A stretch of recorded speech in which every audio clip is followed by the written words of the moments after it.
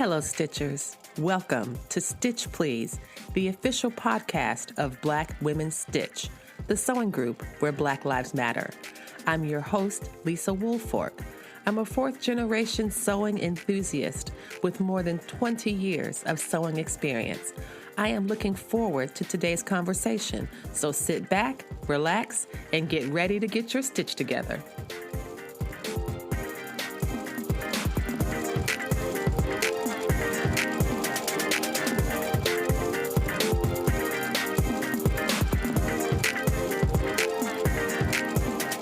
Hello. This is probably a bit of a surprise, seeing as how we normally expect Lisa Woolfork's voice to introduce the Stitch Please podcast.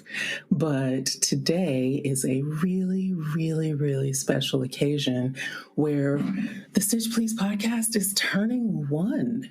We are celebrating our first birthday. And yes, I keep saying we because I love this podcast so much and this community so much that I claim it in part as mine.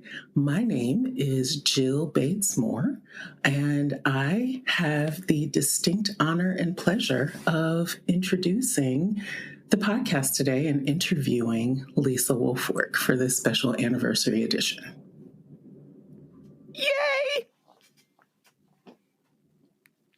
That's Lisa. I'm just being really excited. Hello, everybody. So Lisa and I did not discuss before the episode what sort of questions I was going to ask. And so this might turn out to be a surprise for both of us, but we shall enjoy the journey. We shall indeed. So first, I think that so many people are familiar with the podcast and so familiar with you, Lisa, because you're so generous about sharing your story and about sharing the resources that you've created both through Black Women Stitch and through this podcast. But since you're in the hot seat today, I actually would love it if you would just introduce yourself. Who are you? Who is Lisa Woolfork? Well, my name is Lisa, and my pronouns are she, her. I am the daughter of Ianthea. I am the granddaughter of Edna and Louise.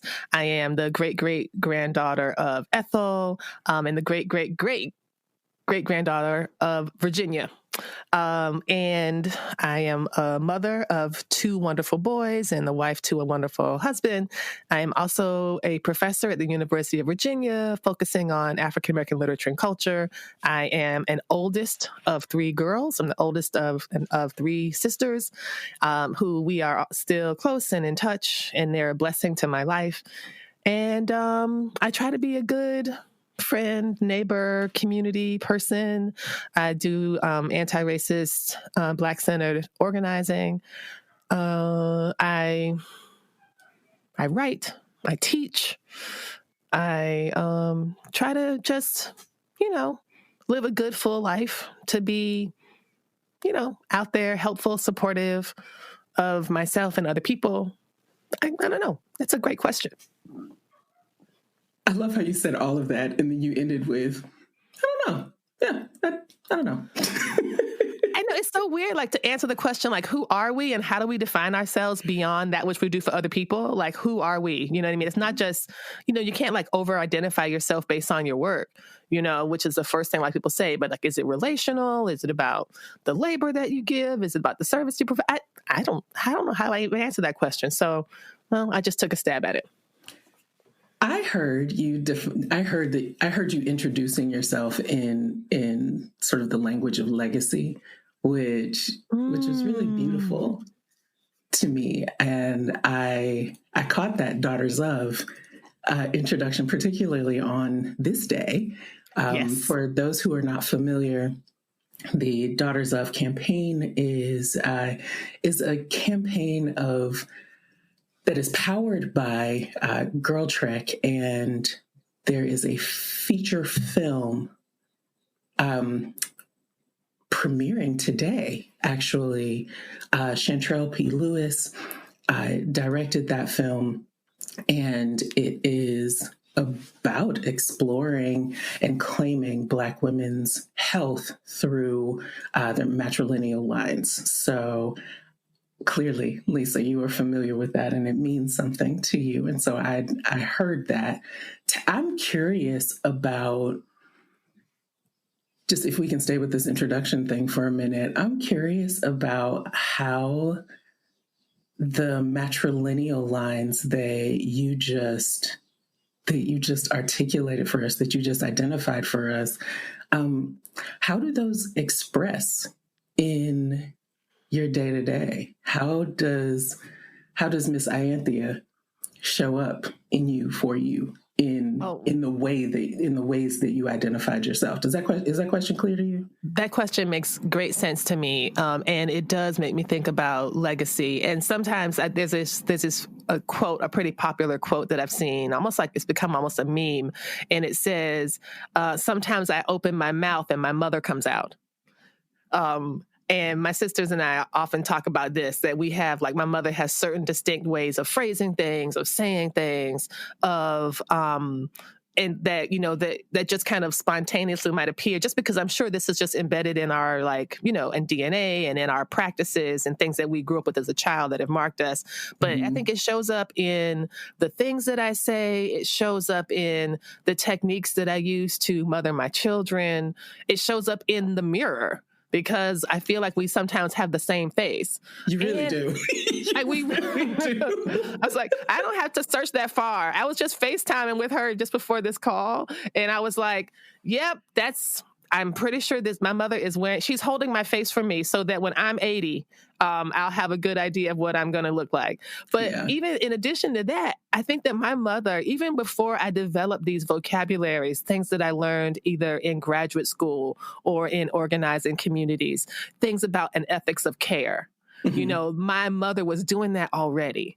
My mother was doing things when we were little, like doing things to help people who were houseless, people who were on the margins.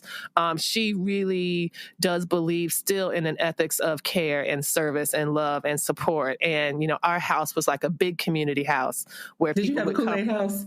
We absolutely had the Kool-Aid house. Again, I grew up in South Florida, and our house had a pool in the backyard, an in-ground pool, like a lot of Florida. It was weird because I grew up thinking that, of course, pools were in the ground. And it wasn't until I went up north or other places, and I'd be like, why is your pool on the sidewalk? Like, why is your pool in the yard, like on grass? And you have to climb up into it. But, a lot of us, we had in-ground pools. That was just common. I don't think that there's a lot of above ground pools in Florida because the hurricanes and stuff would just tear them up. But we had a pool.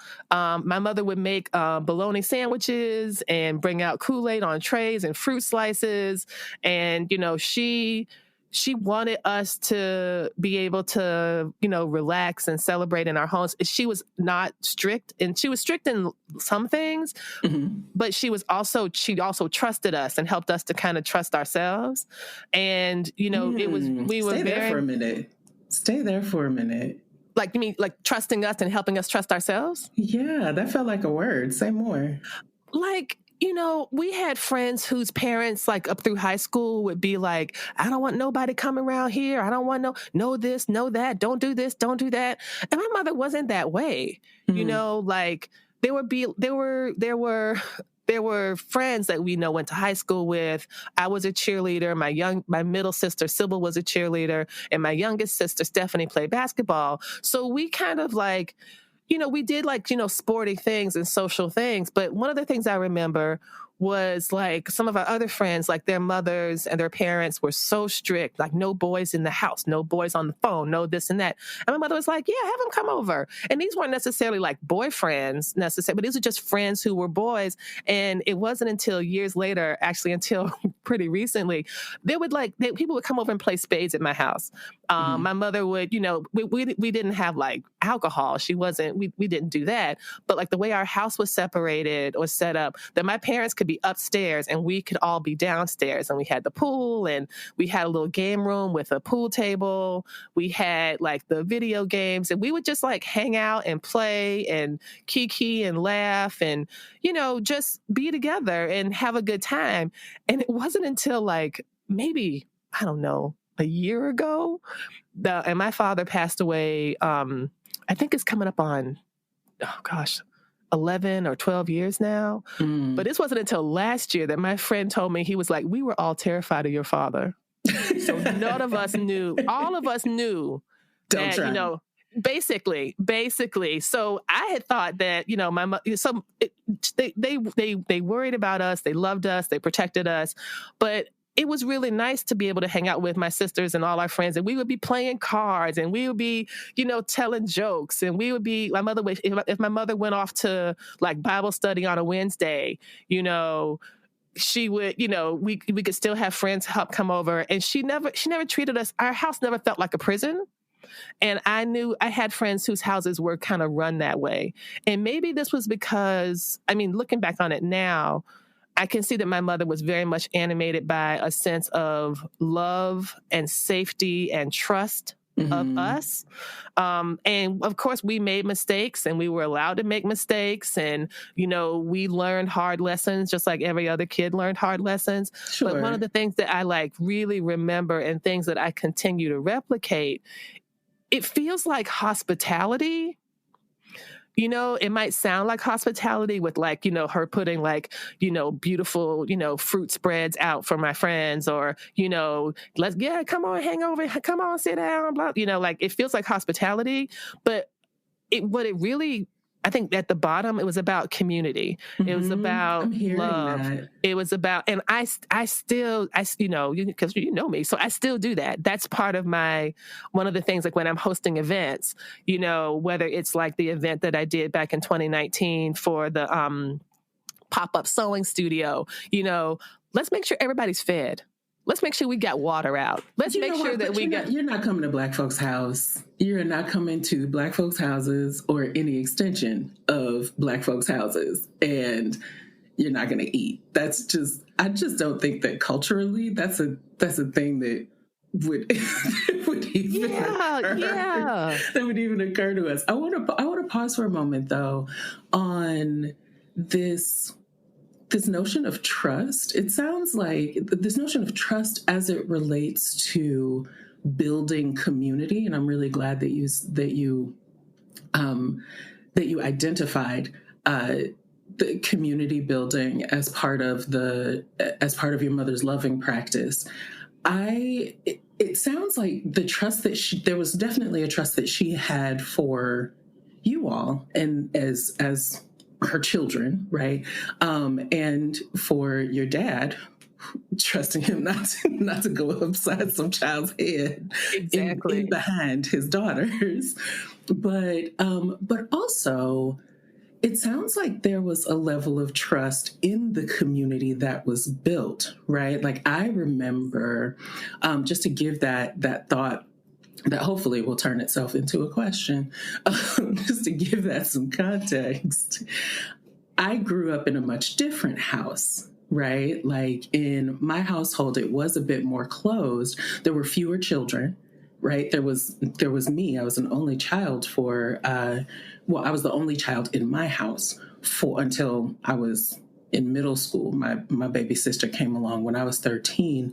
So my mom did not have a whole lot of trust for the folks outside of my house, right? So it felt like, her expression of love was really more, it felt more physically protective in that way. And it sounds like your mom had a much different approach, and that trust that she was able to extend to you and to your sisters and to your dad, that she was also able to really extend that to the community itself. And so it sounds like you all felt very held and very free. Is that putting too much on it? Yeah, well, I don't know if I'd say put in too much on it, and I would love to see how my sisters would answer this question, because I think, Hmm. from like as a birth order issue, I can see why you call your baby sister, because she was an actual baby when you were a teenager, and so that I think that makes sense now. Like, because my little sister. We are all very close in age. We were all born within 3 years of one another. So my youngest sister was born and both of them were born in 73. I was born in 1970. Hey, And hey, hey, hey. hey, I look amazing. Are What the they hell? are they okay with you telling this? They know how old they are. What? I Come mean, on. but the rest of the world doesn't know them. Surprise world. My sisters do math. They You know know how old they what? are. You know what? Look, what they gonna do? I want to be heard. I want to be heard on this platform by your sisters as protecting their business. That's don't edit this part out. Hey, look, first of all, I'm not a good editor. So I'm not editing out nothing. Because I don't know how to do it, and I don't have time for it. And this is why people need to donate to the podcast so I can hire somebody to do this. I love that. Unless y'all continue, if you're really bothered by it, you can come up off some money, drop some right into the PayPal, and say, okay, that's enough. Go buy you some editing help. Hit up that Patreon subscription. Exactly. You clip into the Patreon. You can make a one-time donation to PayPal. But until that happens, y'all gonna get what y'all get. And you're going to like it. That's what my friend Jill says. You are going to like it, or you are going to walk away. But so you can love it or you can ignore it. Those are your options. You can love it or you can ignore it. Those are your options. But yeah, and so for me, it felt like, yeah, I think she definitely did. But I don't want to make it sound like she was naive or is naive. She was never naive. She was always very protective and aware and vigilant. But even in spite of all of these things, as part of that vigilance, I I get the sense she never really wanted us to like live small or be small, that was kind of like what I mean, it's hard to think about it now. I think, as for me being 50 and looking back at someone who was 8 or 10, and what it means to hold somebody like that, what it means to have, children entrusted to your care. You know what else that's really clear about my mother is that she really enjoyed us. She would tell us that. And she would say to us, she would say, you know what? I love you and I like you. I like you. Yeah.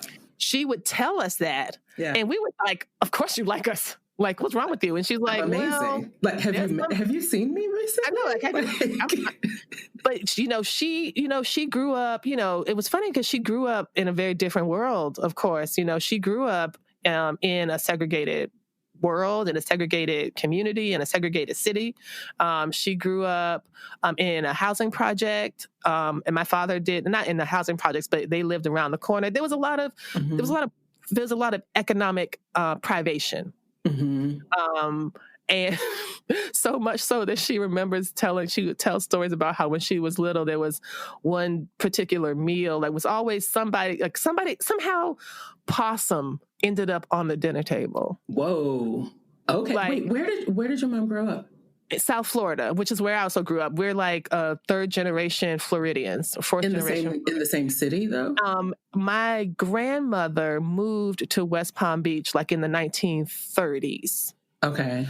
And my mother grew up there.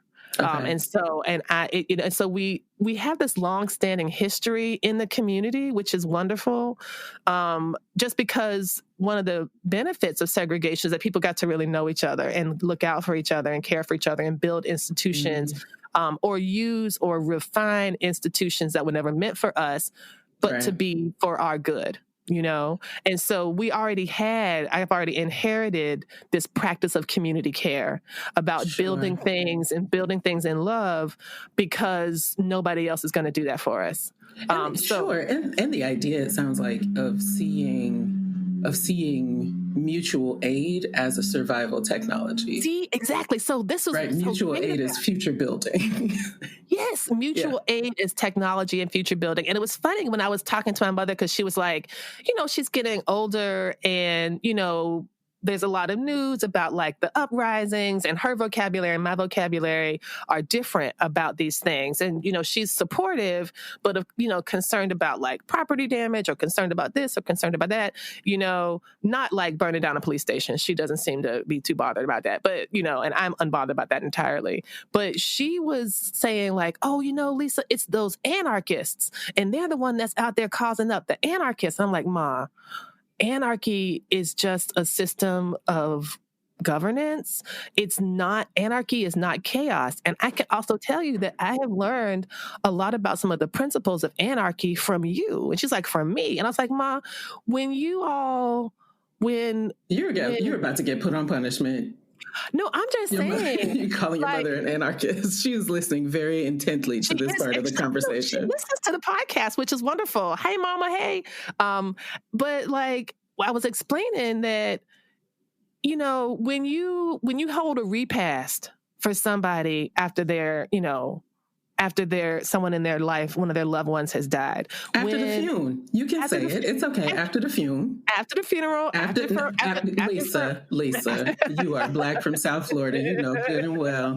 You have never been to a funeral in your life. It's the funeral. The funeral. Or the funeral. The funeral. We have funerals. After the funeral, who did the body? After the funeral, don't let them do me like that. Oh, exactly. No. Ooh, girl. We have had some like, who is that? Oh, yes, ma'am. There have been full-scale disagreements, like fights before the wake. Like, I mean, so full-scale, like, can we get our money back? Like, whoa, types.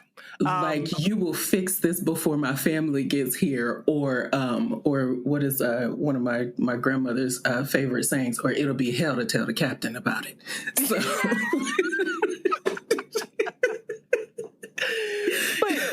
but it was like when my father passed away, people would give us envelopes. They were giving us, and we, of course, this is all new to us. We never had anyone pass that was so close and immediate. So, we had some responsibilities. Like, of course, it was a terrible time. But one of the things that I still remember was people slipping us envelopes, and someone saying, like, one of my mother's sorors, she's a Zeta Phi Beta, and she's been a Zeta since her early 20s. So that's a very long time. Mm-hmm. And they would say, put these somewhere. Mm-hmm. And I remember thinking, what are these for? Who are they? What is this? What is this? Like, I don't know, and one of my sisters was like, are they giving us money? What is it? And yes, they were giving us money. Yes. My mother had a job with good insurance, but I don't know, that just was so moving to me. And it was just an illustration of community, of people coming out in love, and they're showing love and support with, one of our friends that we grew up with down the street. She made, Lori, she made these delicious smothered turkey wings. Mm-hmm. And, sometimes love is a smothered turkey wing. Isn't it though? Listen. Isn't it though?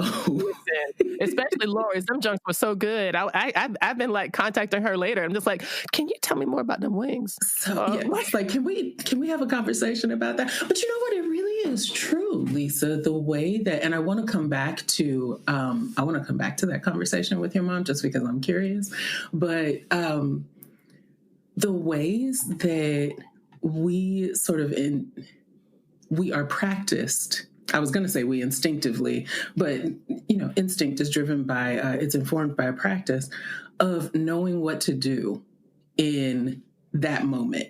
For example, when somebody has passed, the envelopes come, the tradition of coming to sit will come and sit for a minute, and the chicken.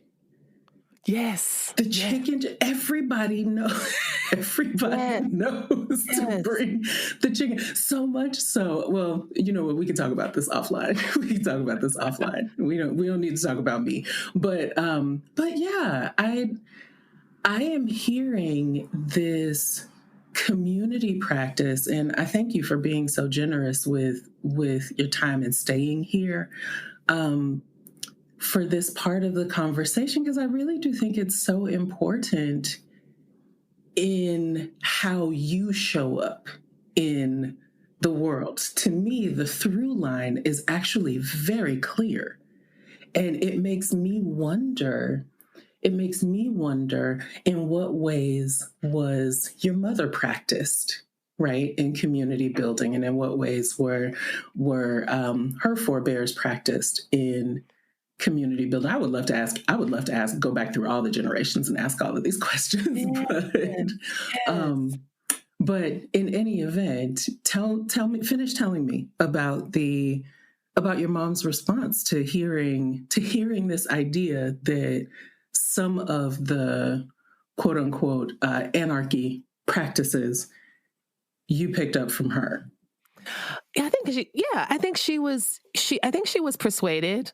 I think she was persuaded that, I think for me, because I'm just learning about anarchy and learning about that as a practice, and at moments, and I think the through line for me with that is that anarchy isn't chaos, that anarchy is care, that it's a form of resistance to systems that centralize capitalism, and that you have to somehow have money in order to have good care.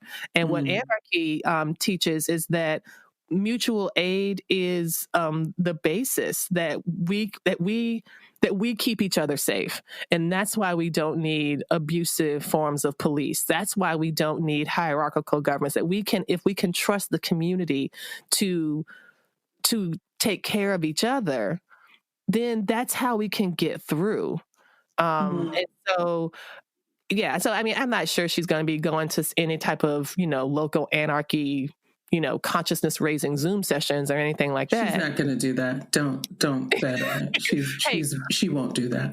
Yeah, she's not going to do that. I actually have no time to do that either. But one of the things I just love to think about is these things that we might not have language for. That doesn't mean that they aren't meaningful practices that we are doing already. Absolutely. And that's one of I just remember my mother as such a, just a general, generous and caring person who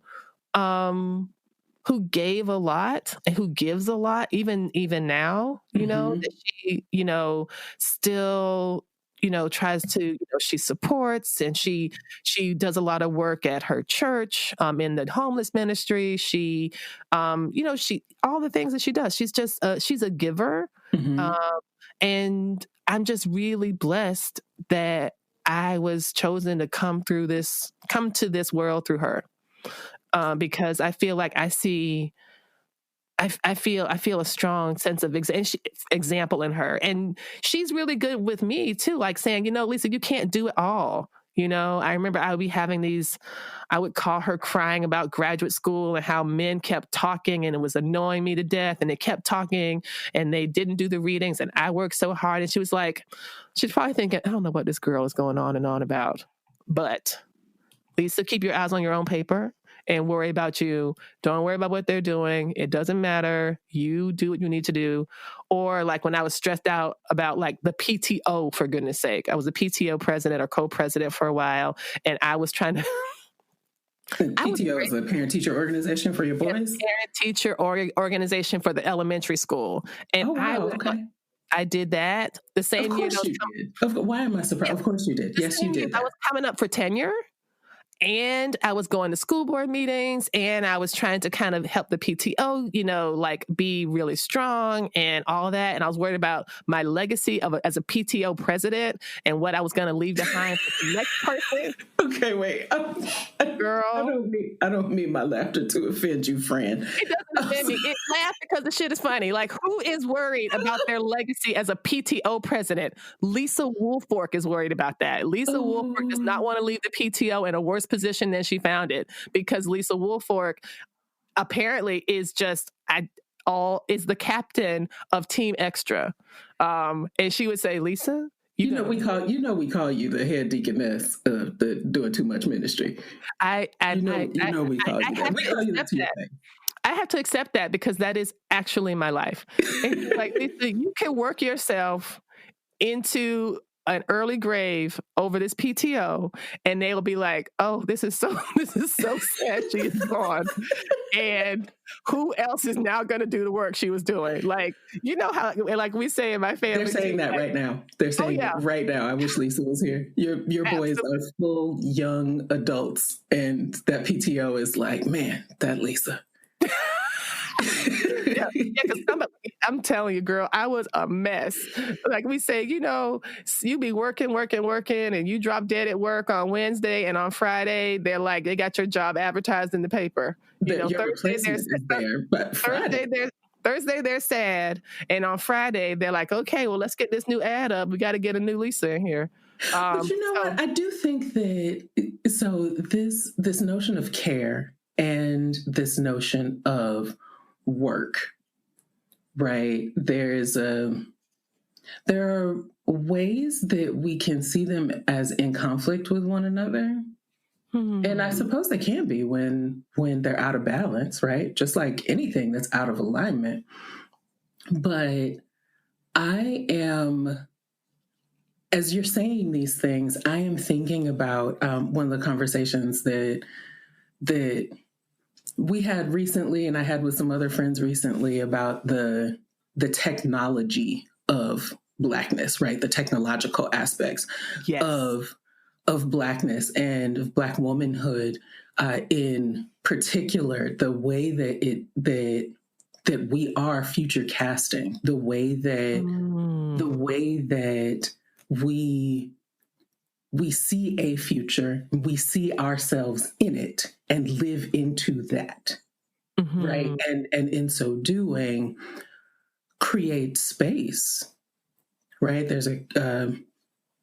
It's capacity building, right? Like we create space for other people to do and be that as well, and doing so when our very lives, our very existence is under threat, right? It can make it feel like courage, can make it read like courage or bravery, but it is something so much more important and so much more foundational than that. Does that idea resonate for you? Yeah, because I guess for me, sometimes it's hard to separate work from labor. Tell me what you mean. Work as in work for other people? Tell me what you mean in contrasting the ideas. So for me, when I think, I don't know, I guess maybe I'm just trying to think it through myself, because I've not spent a lot of time mulling it over. But when something is work, that seems to be the opposite of ease. It seems to be the opposite, like you have to kind of struggle and push for it. But maybe that's what labor is. I'm not sure. I'm not sure. I think I'm still kind of teasing it out. But sometimes there can be that you can be working hard at something, working hard for something, but you don't feel depleted by it. I understand what you're saying. So it's all effort, right? It's all effort. It is all an expenditure of energy. But the context in which it happens helps to define your experience of it, right? Yeah. So if it is something, if I am exerting effort in service of this podcast, which I swear we're going to talk about, I promise we're going to talk about. If we're exerting effort on behalf of the podcast, which is a passion project, it is an act of service, it's an act of love and care and community. See, I told you we were going to talk about it. That feels different than the work that I might do than the effort that I might expend in doing my paycheck job. Yes. Okay. Yes, absolutely. Okay. Yeah. I think that's it. I think that's it exactly. Yeah, I think that's something to meditate on. I do. So I don't know if that's actually a segue, That's a but if perfect it's not, I'm transition. gonna force it to be one. I, Okay. I If agree. it's, yeah, if it's not a segue, I'm just gonna start talking about something else now. Is that all That's right? perfect. Okay. You're listening to the Stitch Please podcast on the occasion of our first birthday. That's right. The Stitch Please podcast has been around for a year, and it's been going really well. I'm really happy with all of the listeners and the people who have come and commented and participated and been interviewed. And thank you very much for doing that. It's just very exciting to me to create a podcast that I did not think anybody but my family, not all of my family, my kids, for example, refuse to listen, but that my family would listen to. And it turns out that this is working out for more than just my family to listen to. I'm grateful for my family listening. I'm grateful to you listening. I'm grateful to listeners in 6 continents and 95 countries. Thank you, thank you, thank you. We're returning now to the conversation, the interview with Jill Bates Moore and myself on the occasion of the Stitch Please podcast first birthday. Jill Bates Moore is a fabulous person, attorney, and a member of Black Women Stitch, and I'm so grateful to her for this conversation. Here it goes. So let's talk at last about, well, let me not do that. We have been talking about the podcast, believe it or not, because the first question or the first idea that I wanted to explore is, where did the podcast come from? And I think all of the conversation that we've had thus far is a part of where the podcast came from. But I'll ask you specifically now,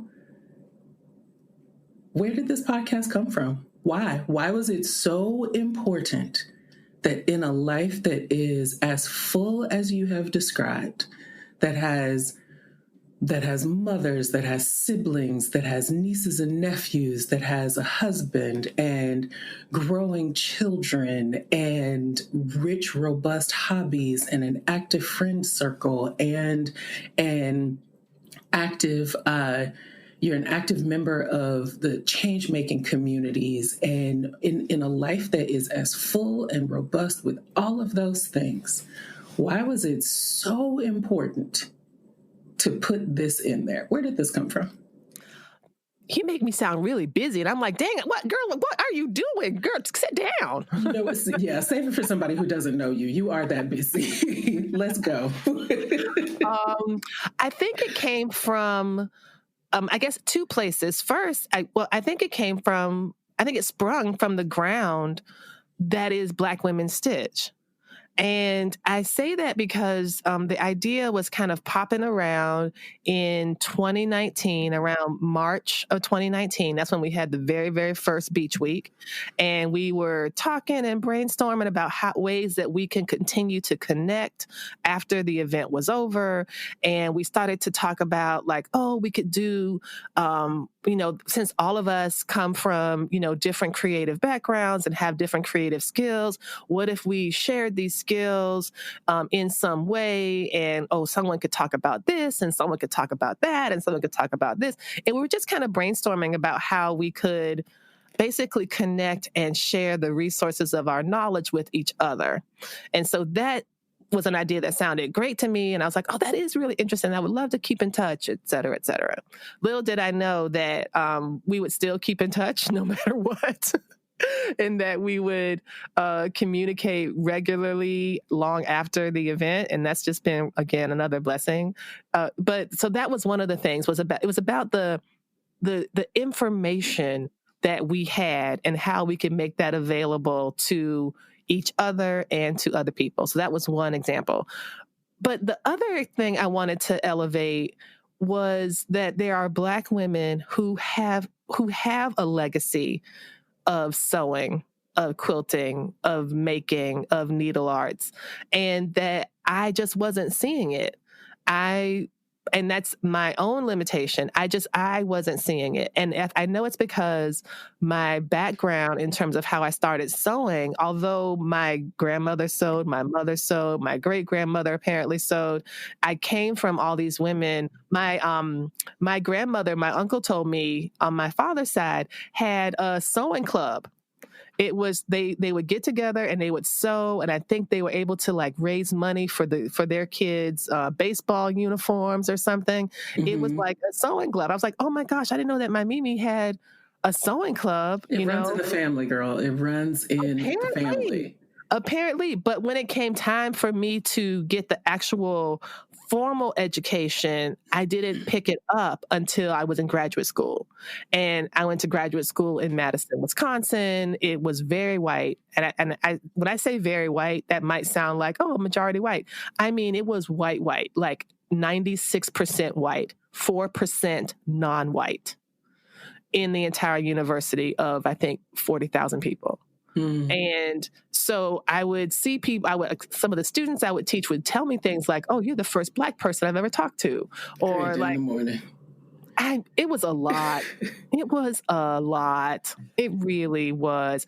The saving grace was I had amazing mentorship. Dr. Nellie McKay was my mentor, and she really got me through. And, in some ways, I claim myself as a daughters of in that context as an academic, being able to have her as a model. And so like, there's just, it was just a lot. And so my recreation was, sewing and quilting. But when I went to the classes and when I went to retreats and when I went to quilt shops, when I went to all those things during that time, I was always the only Black person there. And so that it gave me a distorted perspective. Or maybe I didn't realize how distorted it was at the time. I thought that's just how it was because that's just how it was for me. And so it wasn't until... just to pause there for a second, you thought that's how what was? Yes. That there just were no Black people in these sewing spaces, or that Black people weren't sewing, or that tell me what the that was. I think that was, for me, my experience of learning to sew and quilt in a majority white space meant that I did not see other Black people doing this. Now, of course, I knew in my heart that was false because in your life, right? Like, I mean, you know, right? That Black people. Sorry, and I didn't mean to craft the question in a way to imply that you didn't.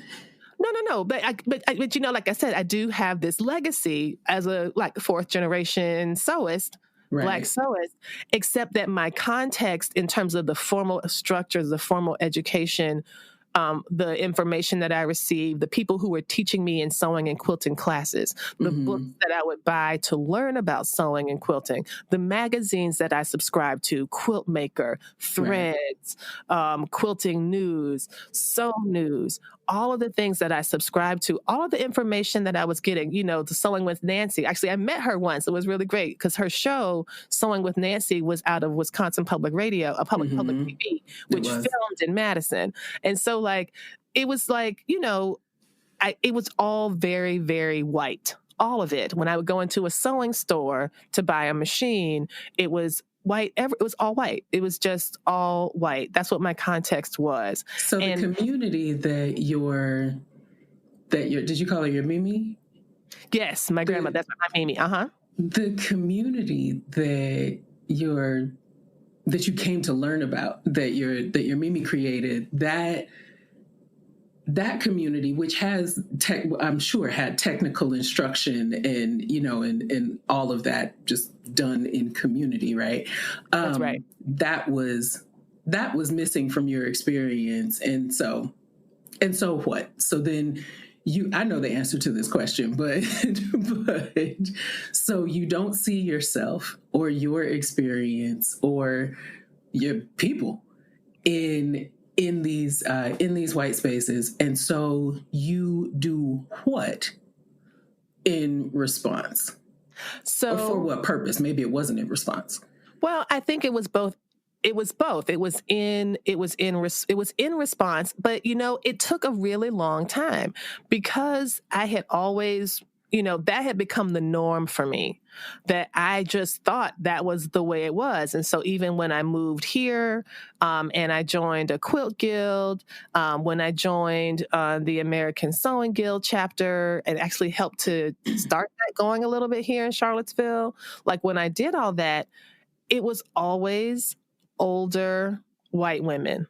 That was who I saw. I didn't even see white women who were my age.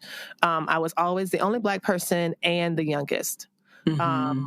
And so, and it wasn't until actually as a response to racial trauma Mm-hmm.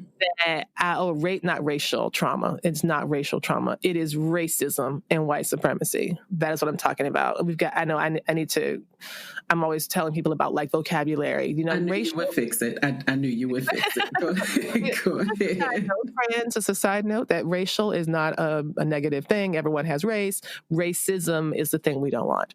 So it was racism and racist trauma and the kind of lingering effects of that propelled me to finally build my own thing. And that was, in response to my own activism against white supremacist terrorism, being a victim of white supremacist terrorism, with the events of August 2017 here in Charlottesville, Virginia, where the largest white supremacist rally was held. And we had a whole summer of white supremacist activity in the community.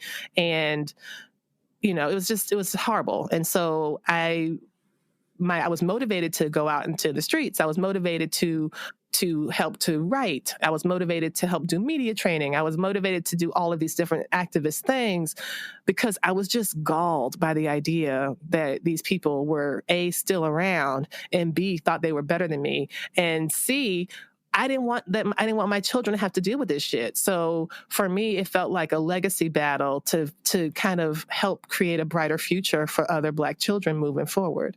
And the white sewing community that I had been with were either very silent on this question or they were saying things that were like, well, why don't you just stay home? Let's just ignore them. I don't see what the big deal is. Everyone should have free speech, blah. And it was just a bad time. It was a very bad time.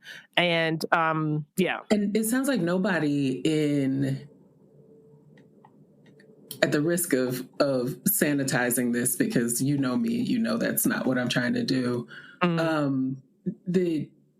But it sounds like in your efforts as community caregiver or as contributing to community care, the space, the sewing space, the quilting space, the needle arts space, these are nourishing practices for you, or you intend them to be nourishing practices for yourself. So you come from these legit, actual sites of terrorism, and you come to your nourishing places only to find that nobody in these nourishing places is capable of answering the question of how do we care for the caregiver. Nobody has anything on it to be able to be equipped to provide the care that you deservedly rely on your nourishing spaces and your nourishing practices to provide. Is that overstating it, understating it? I don't think it's overstating it. I think it's definitely, I definitely want to acknowledge that there were a couple people who reached out, but for a large part, it was just it was people being unsure what to do. And so doing nothing. And that silence felt very isolating. Now, there were some people that I have just learned, that revealed themselves to just be racist, and they were actively toxic and actively harmful to me directly. Yeah, but we both know that you don't have to be actively harmful or quote unquote actively toxic in order to be anti-Black, right? Facts. Facts. And silence can be anti-Blackness. That's right. It really can be. It really can be. And so it really helped to, it was hurtful, but it helped ultimately to clear my vision. Mm. It really did. And what I realized that I needed to, in building what I needed a space. And this is something that I say a lot, is that I would never again sew with anybody who did not believe that Black lives mattered. Period. And that I also deserved and came from a legacy already that I did not have to build, of Black women sewing and caring for each other. My mother and her cousin would get together and they would sew in the summertime. My mother and some of her work friends would get together and sew in the summertime. My grandmother and my grandmother's sister sewed. And they would sew for other people. They would do alterations. They do really fine handwork. My grandmother could do a hand-picked zipper, which I wish I had known about. I didn't even know what that was until it was too late to get her help with how to actually do it. So I come from that. Basically, I had somehow fooled myself into thinking, or convinced myself, or told myself a story that all of the valuable information about sewing and how we acquire that information is held by white people. Mm-hmm. Yeah, and it happens. Like it is so insidious and then you have that moment where you are able to reconnect with your already knowing, right? That Yes. you have a technology for this. Yes. You have a technology. Blackness is a technology. Black womanhood is a technology. This question already has an answer that you don't have to go anywhere to get. You just have to call it forth, right? Yes, call it forth. And so then what happened? Forth. And then I called it forth, or I continued to practice and call it forth, and it answers. You put out a call, and people answer, like with the events, with Beach Week, with the retreat, with the class. I pull out a call and people answer. And I feel like that's happening with the podcast as well. Like I get these really lovely notes or DMs and emails and stuff saying, thank you for doing this. Thank you for showing us who we are. Thank you for, I didn't know this platform existed, and I'm glad that I do. Like these kind of things. So I feel like in building what I needed and things that I needed to see, I was able to kind of create this really nice archive, ideally, for people to go back and say, oh yeah, I had learned about this lady. She's got a podcast, and she ended up showing me about, this young fashion designer and her experiences at Mississippi State. And she talked to this artist who does work with rug tufting and needle felting. And she talked to Nikki from Sewing My Style. I've always seen her pictures, and now I got to learn more about her because she talked about it on the podcast. And Deborah Grayson, who's an amazing art. I think that was one of my favorite episodes.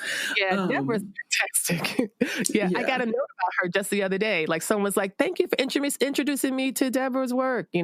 So these kind of things. Talk to the lady. So it sounds like the podcast is like. Sorry to interrupt. It sounds like the podcast is sort of an extension of that calling forth, right? Like events are one thing, right? Beach Week is one thing. The Stitch Please retreat is one thing, but those are always going to have capacity limits, right? Only so many people are going to be able to participate in those things. And you have a whole suite of jobs already. We already talked about those. So you're not going to be turning yourself into anybody's full-time event planner.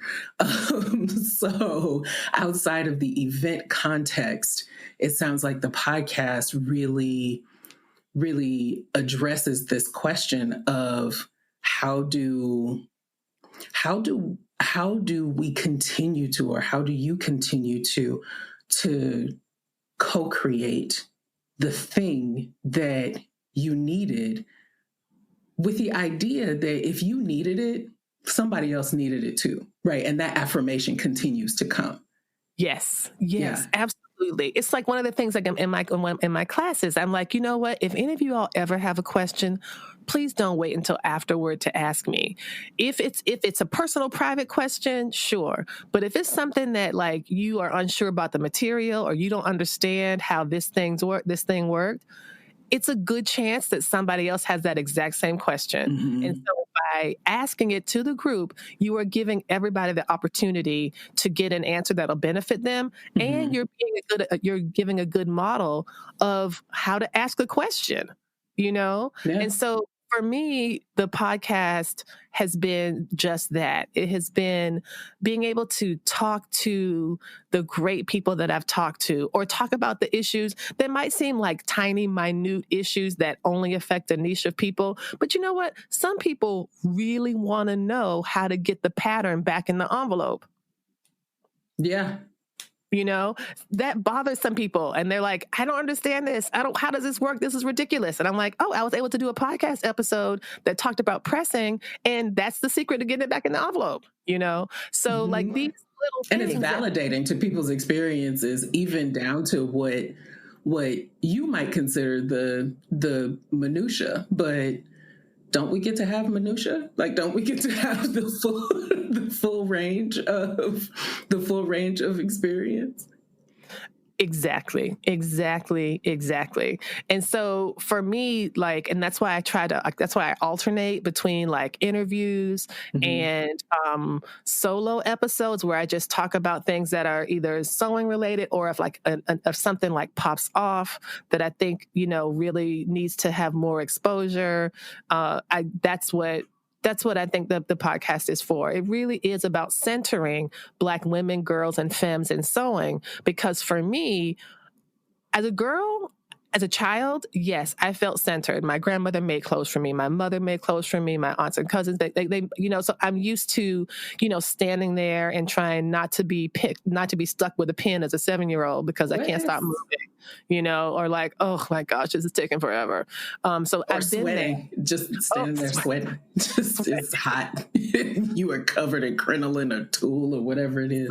And I'm like, am I going to even like this? You know, whatever, you know, or going to the fabric store. Oh my gosh, this is a very funny story. My mother used to take us to these fabric stores, of course, and it was the most boring experience in all of my life. And I was just like, why, Lord? Wait, why? You can actively, that's amazing. We are in a place in life now where we can actively recall being bored by a fabric store. And this is putting the shoe on the other foot. When my mother came to visit a while ago, you know, pre-COVID, she came to visit us years ago. We went up to that Joann's and she was like, when are we leaving? And I was like, I'm about to pop you in the hand. What are you doing? How are you complaining? You're going to sit here just like you made us sit here. You can look at the book. Oh, goodness. Look at the pattern book. How about that? It's like, oh, how much more time do we need here? This is so boring. And I was like, are you done yet? Yeah, basically. Do you really need all of those patterns? I know, right? Are you going to look through the whole book? Do you have to look at the whole book? You have to look at all these books. These books are really long. How long is this going to take? Oh, shoot. I'm sorry. Okay, but you were telling your story. You and your mom were in the fabric store. You were bored to tears. That was it. I'm just saying that what goes around comes around. Me being bored in the fabric store means I get to take my adult mother with me to the fabric store, and now it's her turn to be bored. And I'm sure maybe my grandkids will be taking me somewhere, and I'll be boring them, and they'll be boring me. It's the beautiful circle of life. I love it. But what I didn't see was, and so this is why I'm very strategic and deliberate about what it means to center Black women, girls, and femmes in sewing. Because I, as an adult, when I started to acquire my knowledge and practice about sewing, it was not from Black women, and it was not from other Black folks, and I just didn't and it just made it all feel, and this is actually something that White Ally says. This is Heather Givens. She owns what's that? Crimson Tate.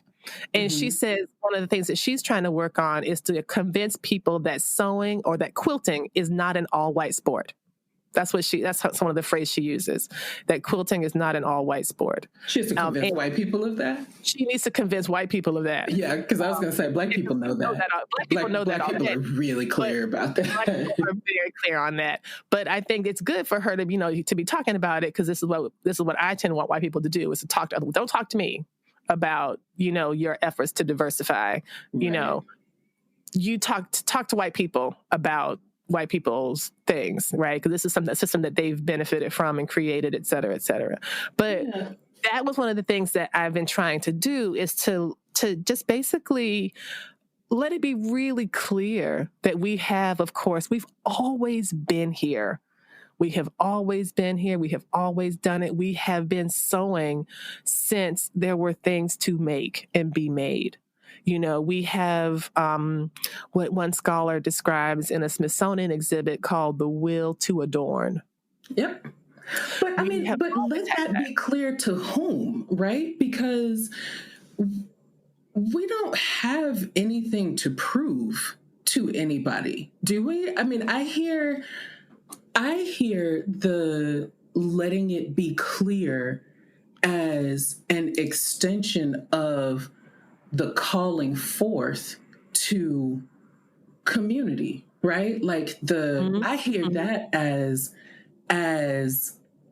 a welcome, right? Like the first part of the church service where the choir is processing in, right? It's part of the welcome, but I don't want to put words in your mouth. So let it be clear to whom. I felt like, for me, I had to have it. I would like it to be clear, maybe to myself, and to let us know what our legacy is, or let us know. I see it, let it be clear to us. Now, maybe there are, and again, I am limited and framed by my context and my experience. And again, although I came from this as an ancestral practice, I wasn't doing it alongside them. I was a child who was kind of like receiving. I was getting the dresses, I was getting the outfits, I was getting the clothes, I was getting the patterns, I was getting these things, but I wasn't making anything. And so for me to acquire my sewing knowledge as an adult, it was not at all clear that Black folks were deeply involved. It just felt invisible to me. Yeah. And so I think that distinction is really significant, because I wouldn't want anybody to hear this episode and to walk away from it with an understanding that you started this podcast in order to, like, sort of as an oppositional force to the white sewing community, right? Like because that in its way still centers that community. The goal here is, and always was, about creating a magnetic and sort of very visible, and welcoming and nourishing site for people who are in pretty much the same place that you were when you were inspired to create it. Yes, I think that is absolutely accurate. This is not oppositional. This is not trying to, and in some ways, it's kind of like how we think about how systems work. I know for some people, they're fine with the system the way it is. They just want more Black people in it. That's not what this is. What I'm more interested in is, like, how can we create a robust space for such a vast array of sewing knowledges, and how can the Stitch Please podcast kind of be or practice an ethic of care? How can that, and for me, and that's why knowing and saying the names of ancestors are important. That's why being able to say, I want to center Black women, girls, and femmes.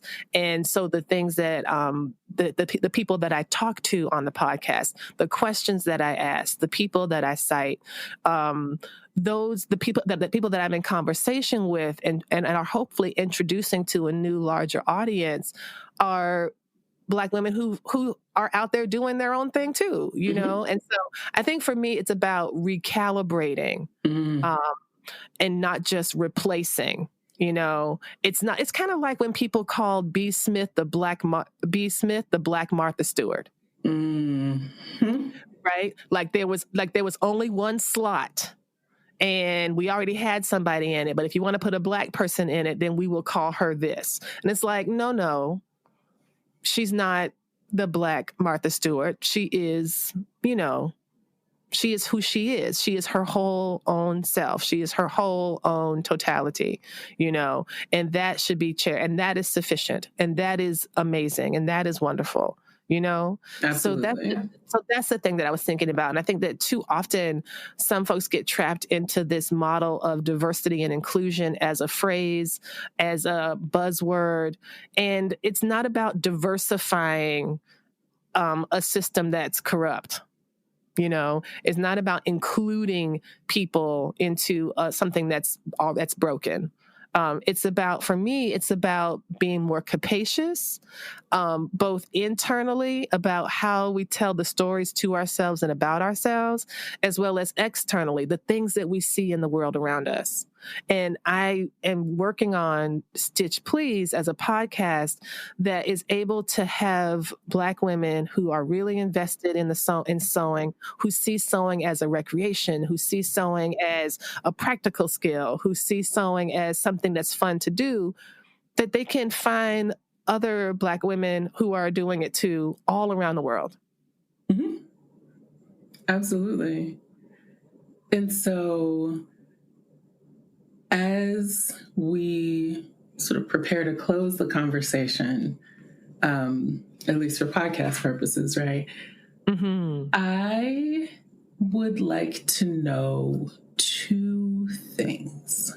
One, is there anything that you feel surprised by in terms of what the podcast has either done, what space it's created, what it has taken to make it happen? Anything? Is there anything regarding the podcast that has struck you as a surprise?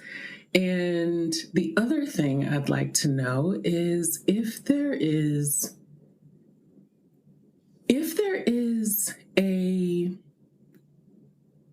a further vision. Like we've talked a bit about the original vision and sort of what brought you here. Is there a further vision as you go into this second year of the podcast? Anything I'm sure there's some technical things, but anything beyond the technical things, vision-wise, that come up for you for the podcast?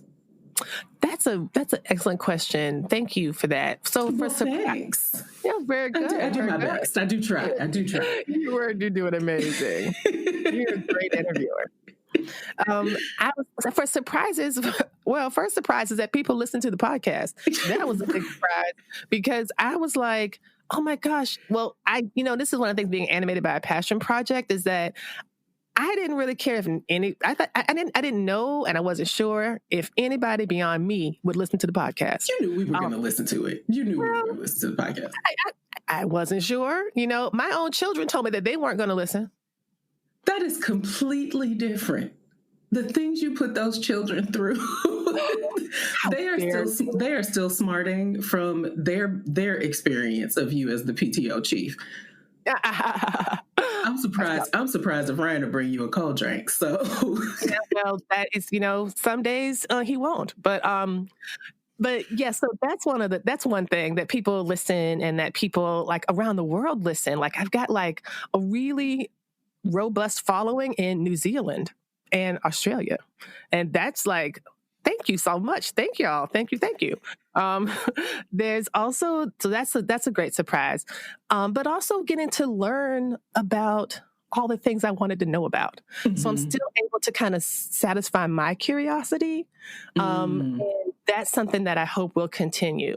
So there's still something in it for you, like yes, that you sort of get to be creatively inspired by and have your moments. Absolutely. And I have them all the time. I'm constantly surprised and I still have such joy for it. And I'm talking to exciting people and I love that. I love that. And so for future, I just want to hope to continue with that. And, that's the thing about the surprises. I never know what's coming next. Mm-hmm.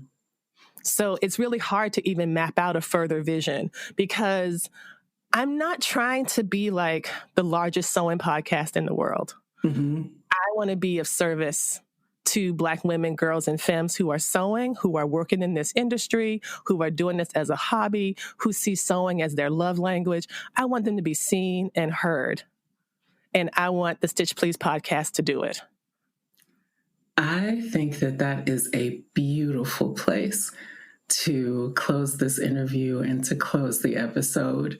Lisa, thank you so much for swapping seats and subjecting yourself to the questions. Thank you for entrusting me to steward your chair and your microphone for this episode. I'm sure that it is not easy to hand off your baby to somebody you like, even as much as you like me, because I know you love me, girl. I do love you. I do. But thank you. I really hope that your audience gets to know you in a bit of a different way through this episode and is able to appreciate the podcast maybe even with a bit of a different lens. Happy birthday, Stitch Please, the podcast, and congratulations, Lisa. Thank you. Thank you so much. I appreciate you.